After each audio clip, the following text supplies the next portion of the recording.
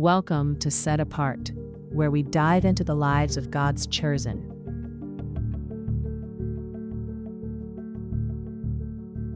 She is the most awarded female gospel artist of all time. With 15 Grammys and 31 Dove Awards, she is undisputed gospel royalty. But there was a moment in the late 90s when the music almost stopped. Behind the sweeping gowns and the soaring vocals, CeCe Winans was standing in a hospital hallway, begging God for a miracle that wouldn't come. Her brother, Ronald, her closest friend, was dying. How do you keep singing about a good God when your heart is breaking in silence? Today, we look at the story of CeCe Winans, not as a superstar, but as a sister who had to find her voice in the valley. Why does this matter to you? Because CeCe's life proves that true worship isn't born in the applause, it's born in the ache. CeCe wasn't an only child prodigy.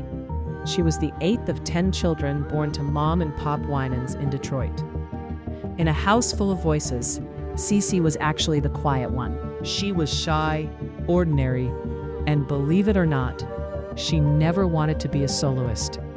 She was content to blend into the background, singing backup for her brothers. She didn't have star ambitions.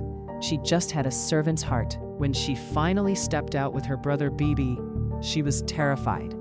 She felt unqualified for the platform God was building. Could this be you? Someone who feels safer in the shadows, wondering if God can really use a quiet voice to move mountains. The encounter that defined her career didn't happen in a recording studio. It happened when she and BB were invited to sing on the PTL Club television show. They were young, black artists in a predominantly white, conservative environment. They faced the resistance of racial tension and industry pressure to cross over and leave the gospel behind. But CeCe had a tree stump moment of her own. She decided that if she couldn't sing about Jesus, she wouldn't sing at all. Her calling wasn't to be a pop star, it was to be a bridge. She realized that the music was just a vehicle for the message. This is where retention peaks, the season of silence.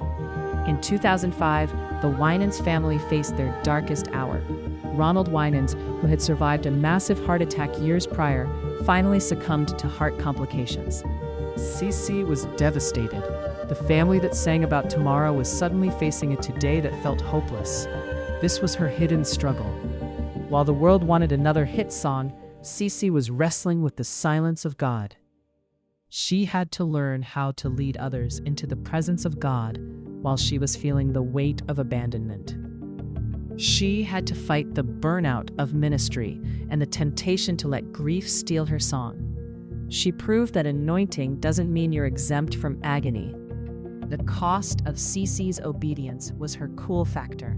In an industry that rewards edginess and self-promotion, CeCe stayed resolutely old school. She refused to compromise her standards for more radio play. She and her husband, Alvin Love, made a radical choice in 2012. They stepped away from the gospel circuit to plant a church, Nashville Life Church.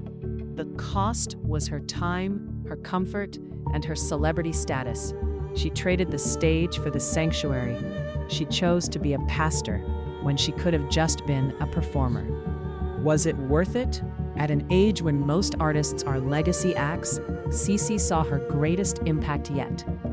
Her song Believe For It became a global anthem during a pandemic when the world was desperate for hope.